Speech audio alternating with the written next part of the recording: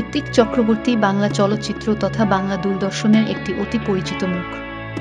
তিনি মূলত একজন থিয়েটার অভিনেতা, তবে নিজ অভিনয় দক্ষতায় আজ বড় ও ছোট পর্দায় তার অবাধ যাতায়াত। ঋত্বিক চক্রবর্তী কলকাতায় জন্মগ্রহণ করেন। ঋত্বিক চক্রবর্তী অপরাজিতা ঘোষ দাসকে বিবাহ করেন। ঋত্বিক চক্রবর্তী বাংলা থিয়েটারে কাজ করেই নিজের অভিনয় জীবন শুরু করেন। অনেক পরিশ্রম করে তবেই তিনি আজ নিজের একটা আলাদা জায়গা তৈরি করতে পেরেছেন। রুদ্রনীল ঘোষ এর সাথে ক্রস কানেকশন সিনেমায় অভিনয় করে বড় পর্দায় আসেন। এরপর একে একে চলো লেটস গো, লে ছক্কা, নেকলেস, ফড়িং, আবর্ত, খাঁচা প্রভৃতি সিনেমায় অভিনয় করেছেন এবং যথেষ্ট প্রশংসা পেয়েছেন।